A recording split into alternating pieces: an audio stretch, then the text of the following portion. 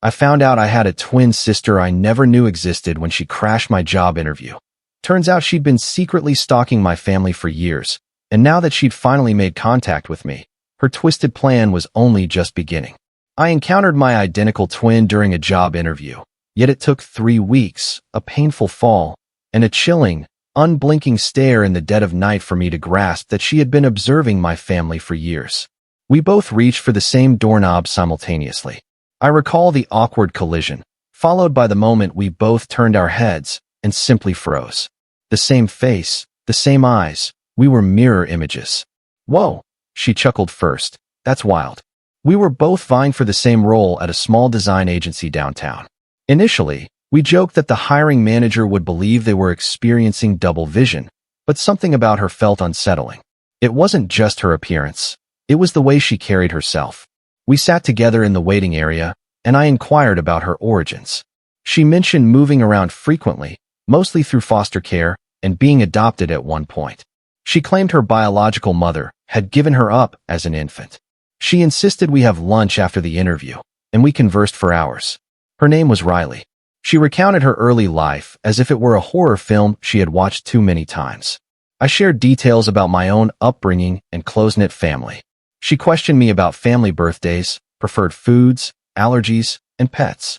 Her eagerness to learn about me was palpable, but instead of feeling pleased, I felt a distinct unease.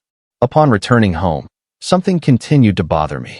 Consequently, I ascended to the attic to locate some old baby photographs. I sifted through dusty containers and discovered a card from my birth announcement, but then I noticed 2 hospital bracelets. Next, I found the ultrasound images. That was the moment I saw it. My ultrasound scan labeled Twin A and Twin B. I descended the stairs to confront my mother directly.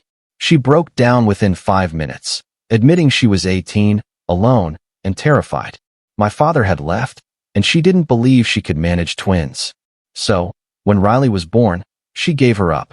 When my father returned, she never disclosed the truth to him. I informed her I had met Riley and persuaded her to tell my dad. Following their first argument in years, we invited Riley to dinner.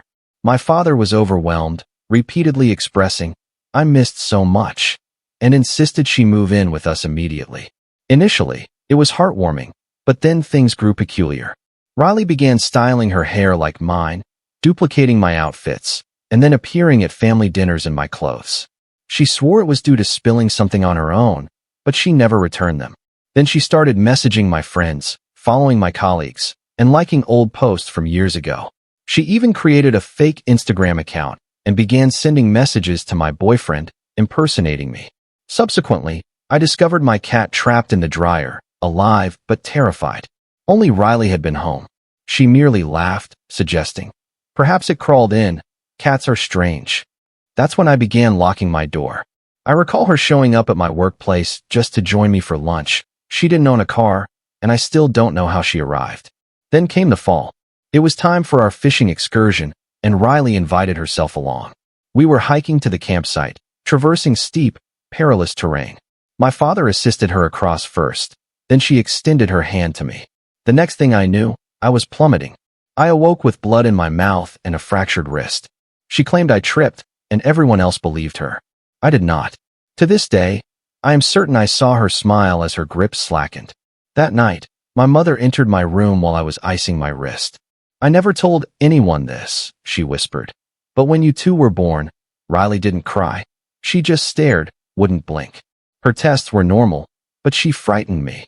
I asked, "So you gave her up?" She nodded. "I thought I was protecting you." That was the first time I didn't feel anger towards my mother. Riley began sleeping in my bed when I was not home, addressing my parents as Mom and Dad. She told my mother, "I want to be the daughter that stayed." Then came the oversight. She mentioned a stuffed rabbit I had lost at 5. "I always wondered where you hid it," she remarked.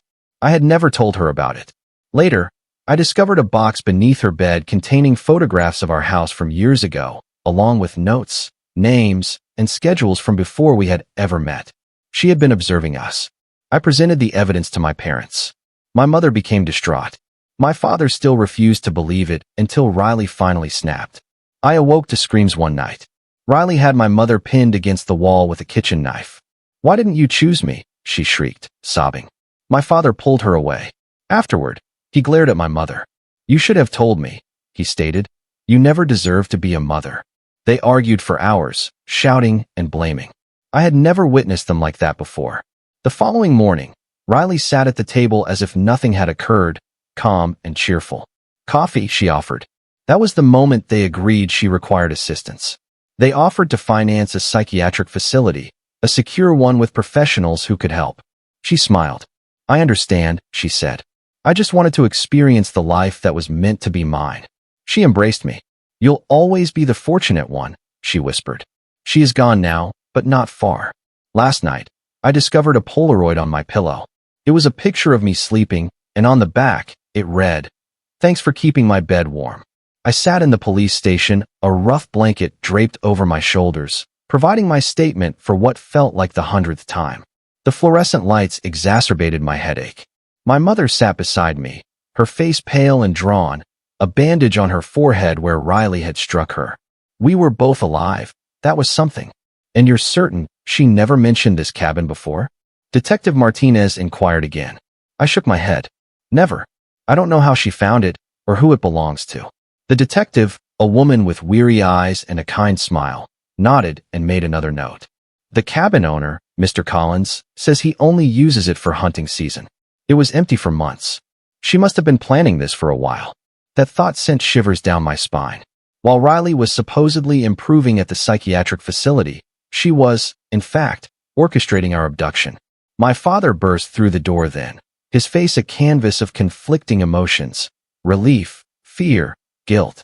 He rushed to my mother first, reaching for her hands. Don't, she said quietly, just don't. He looked crushed but nodded and turned to me instead. Are you okay? Did she hurt you? I couldn't even meet his gaze. You visited her at the facility. You knew she was receiving treatment, and you didn't tell us. I thought she was better, he said, his voice cracking. The doctor said she was responding to treatment. I wanted to give her a chance. A chance to what? My mother snapped. Finish what she started? Kill me? Kill your daughter. Detective Martinez cleared her throat. Mr. Parker, we'll need your statement as well. While my father spoke with the detective, Tyler arrived. He had been frantic when he awoke and found me gone. The police had contacted him after they located us. He enveloped me in a hug so tight I could barely breathe, but I didn't mind. It felt safe. I thought I'd lost you, he whispered against my hair. I clung to him, fighting back tears. She was in our apartment, Tyler, while you were sleeping. He pulled back, his face pale. What? How? I shook my head. I don't know, but we can't go back there. We stayed at a hotel that night, my mother in one room, Tyler and I in another. My father went home alone. None of us wanted to be with him right then. The betrayal was too raw. I couldn't sleep. Every time I closed my eyes, I saw Riley's face, heard her voice. You didn't deserve the life you got. Perhaps she was right. Perhaps I didn't deserve it, but that didn't grant her the right to attempt to seize it from me. The next morning, we met with the prosecutor. Riley was being charged with kidnapping, assault, breaking and entering, and attempted murder. They wanted us to testify. Of course we'll testify, my mother stated immediately. I nodded, but my stomach churned at the prospect of confronting Riley in court, of having to relive every one of her actions. My father remained silent during the meeting. Afterward, he requested to speak with me privately. My mother appeared as though she wanted to object, but simply walked away, her shoulders rigid. I'm sorry, he said once we were alone. I should have told you she was receiving psychiatric treatment. I should have listened when you said something was wrong. I stared at him. She tried to kill Mom. She was going to kill me too. And you still don't comprehend, do you? She manipulated you. She's been manipulating all of us from the beginning. He ran a hand through his hair. I know that now. She's still my daughter. I missed her whole life. I wanted to make it up to her. And what about me? I asked, my voice breaking. I'm your daughter too. I was here the entire time, but the moment Riley appeared, it was as if I no longer mattered. He looked shocked. That's not true. I love you. I've always loved you. Then act like it, I said and walked away. The subsequent weeks were a blur of police interviews, meetings with the prosecutor, and attempts to reconstruct our lives. My mother filed for divorce. My father moved out. I stayed with Tyler, too afraid to return to my parents' house. Riley was denied bail. She was deemed a flight risk and a danger to others. The prosecutor informed us she would likely be sent to a maximum security psychiatric facility after trial. The thought offered little solace. What would prevent her from manipulating someone else? I returned to work, striving to establish some semblance of normalcy. My colleagues knew something had occurred. It had been reported in the local paper, but I did not share specifics, simply stating I had a family emergency. They were understanding, giving me space.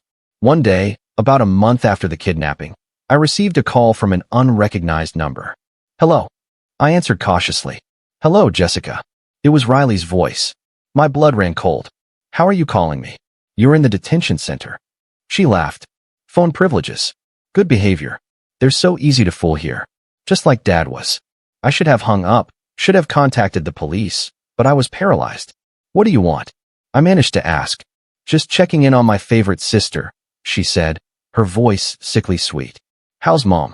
Still playing the victim? Don't call me again, I said, finding my voice. And stay away from my family. Your family? She laughed. They're my family too. Or did you forget that part? We share the same blood, Jessica. We're the same. We are nothing alike, I stated firmly. No, we look the same, sound the same. I bet if I tried hard enough, I could become you, take over your life. No one would know the difference. I hung up, my hands trembling so violently I dropped the phone. I immediately called the prosecutor, informing her about the call. She promised to have Riley's phone privileges revoked. That night, I had a nightmare. Riley and I stood face to face, like looking in a mirror. Then she reached out and pushed me, and I fell backward into darkness. I awoke gasping, drenched in sweat. Tyler stirred beside me. You okay? I nodded, not trusting my voice. I got up and went to the bathroom, splashing cold water on my face. I looked at myself in the mirror. For a split second, I thought I saw Riley's face instead of mine. I blinked and it was gone. The next day, I went to see my mother. She was staying with her sister, my Aunt Autumn, in a small apartment across town. She looked better than she had at the police station, but still tired, haunted. Riley called me yesterday. I told her as we sat at the kitchen table. Her face paled. What? How? I explained about the phone privileges. She said some strange things about how we're the same, how she could become me if she wanted to. My mother reached across the table and took my hand. You are nothing like her. Nothing. But we're twins, I said quietly. We share the same DNA. DNA isn't destiny, she said firmly. You are kind and good and normal. Riley. There was always something wrong with her, even as a baby. I squeezed her hand. I don't blame you anymore for giving her up. I think you might have been right to be scared of her. Tears welled in her eyes. I've spent 25 years wondering if I made the right choice, feeling guilty. But after everything that's happened, I think I did what I had to do. We sat in silence for a while, just holding hands. Then she spoke again. Your father wants to testify on Riley's behalf. Says she needs help, not prison. I stared at her in disbelief. After everything she did? After she tried to kill you? She nodded, looking exhausted. He still doesn't see her clearly, or maybe he does, and just doesn't care. Either way, I can't be with someone who would choose her over us. The preliminary hearing was scheduled for the following week. I dreaded seeing Riley again, but knew I had to be there, had to confront her. The night before the hearing, someone broke into Tyler's apartment while we were out having dinner. Nothing was taken, but all the photos of me had been removed from their frames. In their place were photos of Riley wearing my clothes, mimicking my poses. The police arrived, took fingerprints, but found nothing. No signs of forced entry, no evidence of how the intruder gained access. They increased patrols in our area, but it did little to make me feel safer. Riley was still in the detention center. She couldn't have done this herself, which meant she had assistance. We need to move, Tyler said that night as we lay in bed, both too wired to sleep. Somewhere she can't find us. I nodded against his chest. But what about my mom? I can't leave her. She can come too, he said simply. We'll figure it out. The next morning, we went to the courthouse. I felt sick with nerves. My mother looked equally tense. My father was already there, sitting on the other side of the courtroom. He tried to catch my eye, but I looked away. And then they brought Riley, Indiana. She was wearing an orange jumpsuit, her hands cuffed in front of her. Her hair was pulled back in a simple ponytail, no makeup on her face. She looked smaller somehow, less threatening, until she saw me and smiled that same cold smile I'd seen right before she let me fall.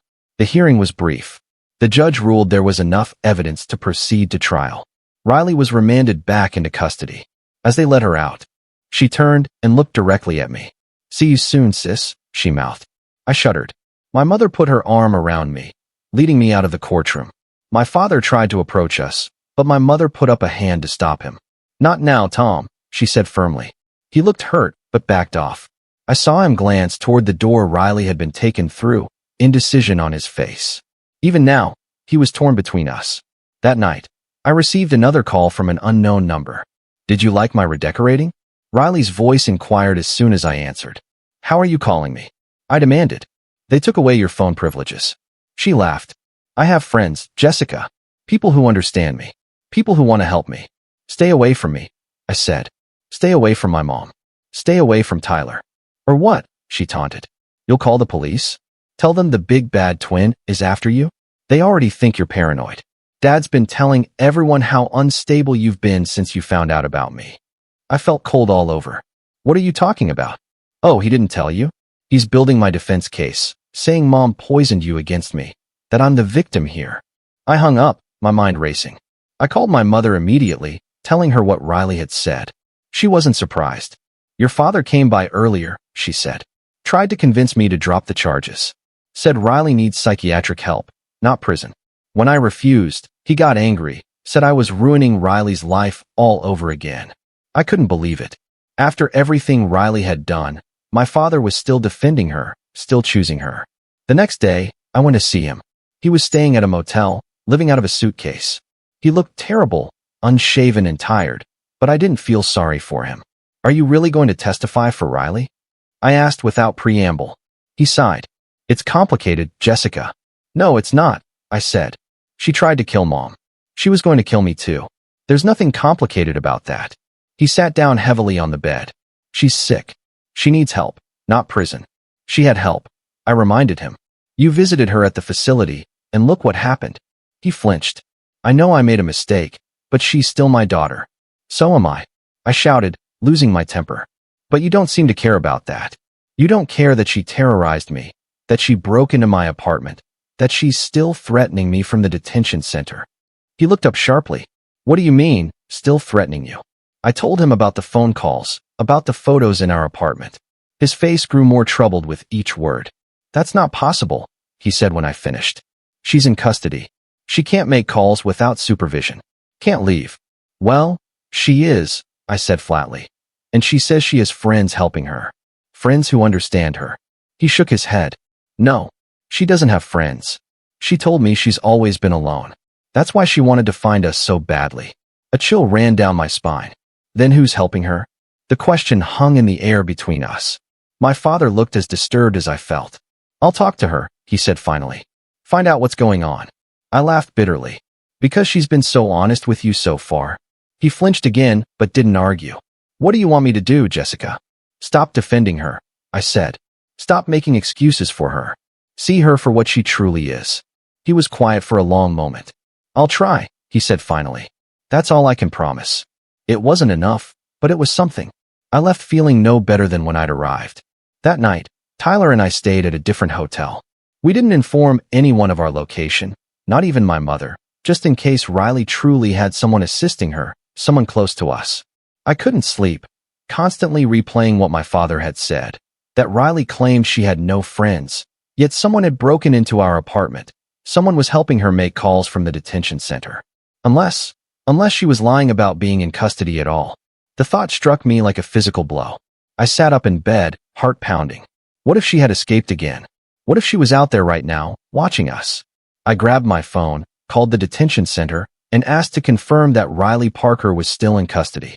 The officer who answered sounded annoyed but confirmed that yes, she was there, and had been there all night. I relaxed slightly, but something still felt amiss. I decided to call the prosecutor in the morning, asking her to verify Riley's movements and communications. But I never got the chance, because when I awoke the next morning, Tyler was gone. A note on his pillow read, "Gone for coffee, back soon." Except he didn't return. An hour passed, then two. I called his phone, no answer. I began to panic. I called the police, reporting him missing. They stated he hadn't been gone long enough to be considered missing, but given our situation, they would investigate. I called my mother, telling her what was happening. She came to the hotel immediately. We sat together, awaiting news, for Tyler to walk through the door with a perfectly reasonable explanation for his absence. My phone rang, an unknown number. I answered with trembling hands. "Hello, Jessica." Riley's voice, calm and collected. "Missing something?" My heart stopped. "Where is he? What did you do?" "I didn't do anything," she said innocently. "But my friend might have. The one who's been helping me. The one who believes me when I tell him how you and Mom have been lying about me." "Dad," I whispered. It had to be. Who else would believe her? She laughed. "Yes. Again, sis. Where is Tyler?" I demanded. "Safe for now. But if you want him to stay that way, you'll do exactly what I say." My mother was watching me, her face pale with fear. I put the phone on speaker so she could hear.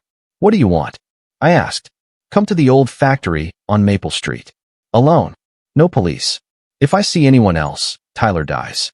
She hung up. My mother immediately shook her head. "It's a trap," she said. "You can't go." "I have to," I said, already grabbing my jacket. "She has Tyler." "Then we call the police," she insisted. "Let them handle it." "And if she kills him while we're waiting?" I asked. "I can't take that chance." We argued back and forth, but in the end, I prevailed. I would go, but my mother would call the police if I didn't check in every 30 minutes. It wasn't an ideal plan, but it was the best we could devise. I drove to the old factory, my heart pounding so fiercely I thought it might burst from my chest. The building was abandoned, windows shattered, graffiti covering the walls. I parked and exited, looking around nervously. "Riley," I called out. "I'm here." No answer. I walked towards the building, every instinct screaming at me to flee, but I couldn't, not with Tyler's life at stake. I entered through a broken door. The interior was dark and musty. Water dripped somewhere in the distance. Trash and debris littered the floor. "Riley," I called again. "In here." A voice echoed from deeper inside the building. I followed the sound, moving carefully through the darkness. I reached a large, open area, what must have been the main factory floor. And there, in the center, tied to a chair, was Tyler. "Tyler." I rushed toward him. He looked up, his face bruised, eyes wide with fear. "Jessica, no. It's a trap." Too late. I heard footsteps behind me. Something hard struck the back of my head, and everything went black. When I regained consciousness, I was bound to a chair next to Tyler. My head throbbed where I'd been hit. I blinked, attempting to clear my vision. A woman stood before us, smiling, but it wasn't Riley. This woman possessed similar features, but she wasn't identical to me. Her hair was styled like mine. She wore clothes like mine, but up close, the distinctions were evident. It took me a moment to recognize her through my blurred vision. "Maddie," I gasped. Maddie Suzuki, my co-worker from the design firm. The one who'd been so understanding when I returned to work after the kidnapping. The one who'd given me space. "Surprise," she said, grinning.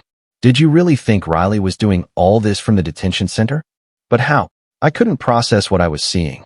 "Riley and I met at the psychiatric facility," she explained. "I was visiting my brother. We got to talking, found out we had a lot in common." She smiled fondly. "Riley told me everything. How you and your mom tried to keep her away from her real family. How you lied about her to get her locked up." I stared at her in disbelief. "She tried to kill my mother. She was going to kill me too." She shrugged. "That's not how she tells it." "Of course not," I said bitterly. "She's a liar. She's manipulating you, just like she manipulated my dad." Maddie's smile faltered slightly.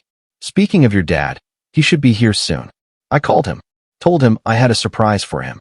My blood ran cold. "What are you going to do?" She walked over to me, leaning down so our faces were inches apart. "I'm going to give him a choice. You or Riley.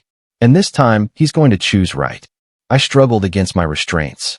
"He won't choose either of us if you do this. He'll see you for what you truly are." She slapped me hard across the face. "Shut up. You don't know anything about her." Tyler jerked in his chair. "Leave her alone." Maddie walked over and punched him in the stomach.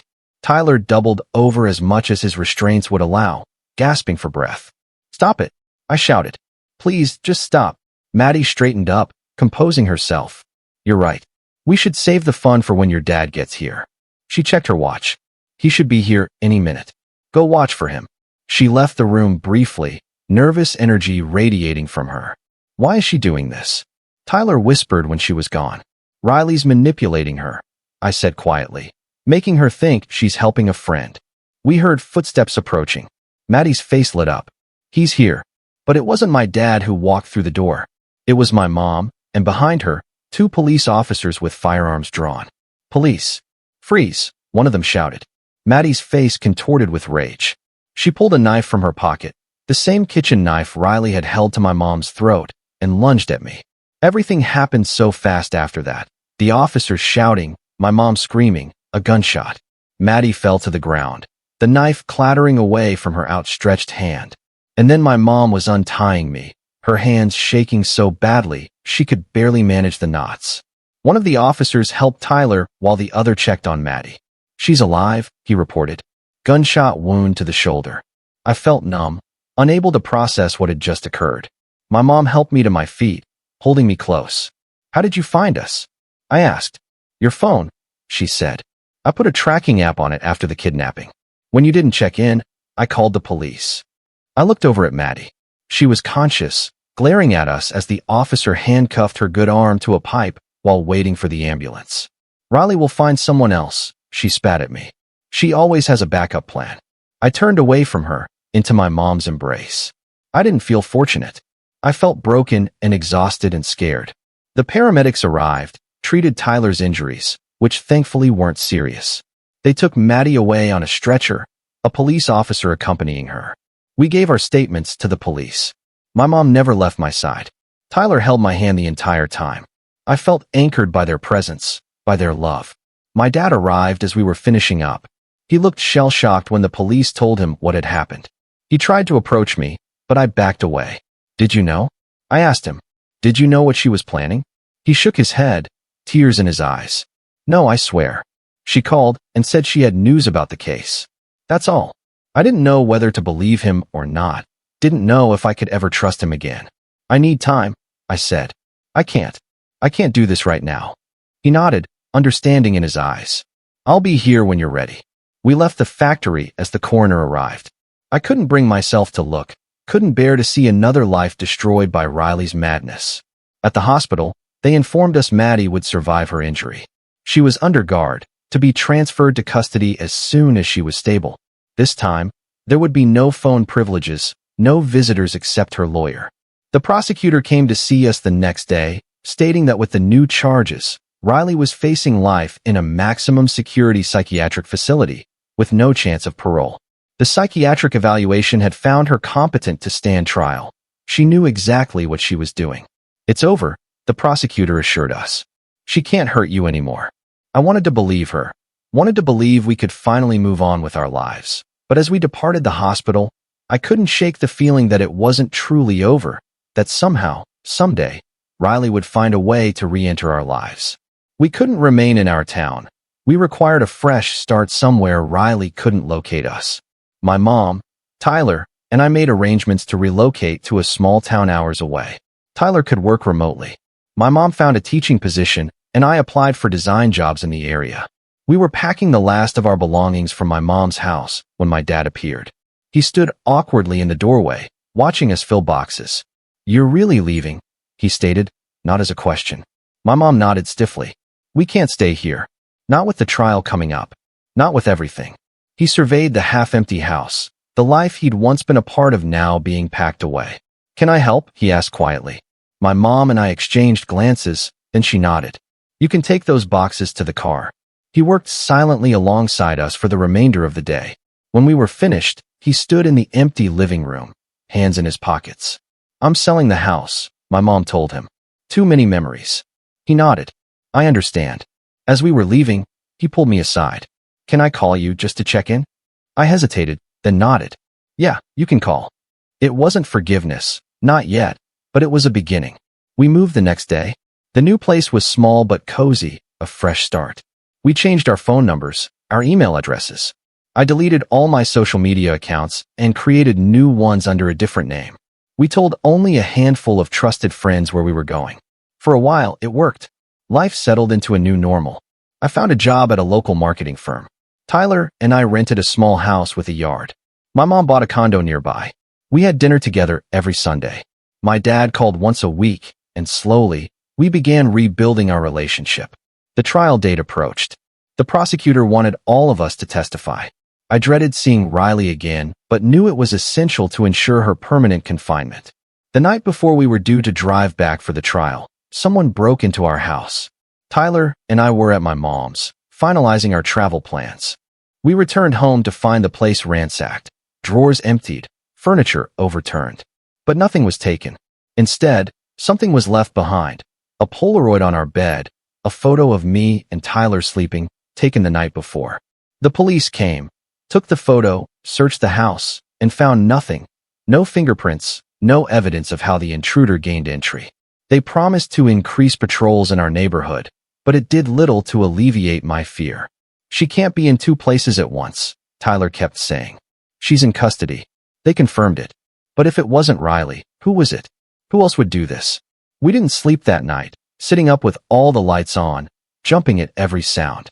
In the morning, we packed our bags and headed back to our hometown for the trial. The courthouse was crowded with journalists and curious onlookers.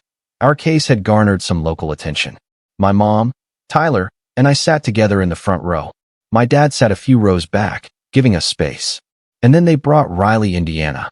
She looked different, thinner, paler, her hair cut short. But her eyes were the same, cold and calculating. She smiled when she saw me, a small, secret smile that sent shivers down my spine. The trial lasted 3 days. I testified on the second day, recounting everything Riley had done, the stalking, the threats, the kidnapping. She watched me the entire time, that same small smile on her face. When it was her turn to testify, she portrayed herself as the victim, claiming she merely wanted to be part of her birth family, that I was jealous and threatened by her presence, and that I had fabricated the stalking and threats to get rid of her. Her lawyer attempted to depict her as mentally ill, not responsible for her actions, and requested leniency, seeking treatment instead of imprisonment. But the evidence was overwhelming. The photos from Maddie's apartment, the journals detailing her plans, the testimonies from me, my mom, Tyler, and the cabin owner who had saved us. On the third day, the jury returned with a verdict, guilty on all counts. The judge sentenced her to life in a maximum security psychiatric facility, with the possibility of parole after 25 years. As they led her away, she looked back at me. "This isn't over," she mouthed. I tried to convince myself it was just a final attempt to frighten me, that she couldn't harm us anymore, but I couldn't shake the feeling that she meant it. We remained in town one more night before heading back home. My dad invited us to dinner, a small celebration of the verdict. It was awkward at first, but as the evening progressed, some of the tension eased. We weren't back to normal, might never be, but we were communicating. It was something. When we returned to our hotel room, there was a message waiting for me at the front desk, a note, hand-delivered earlier that day. "Congratulations on the verdict. But don't get too comfortable. I always have a backup plan. See you soon, sis." I showed it to Tyler, who immediately called the police. They arrived, took the note, and promised to investigate, stating they would check the security cameras to see who delivered it. We drove home the next day, constantly checking the rearview mirror, paranoid about being followed. When we arrived, everything seemed normal, no break-ins, no disturbing photos. Perhaps it was over. Perhaps the note was just a final act of defiance from Riley, knowing she'd lost.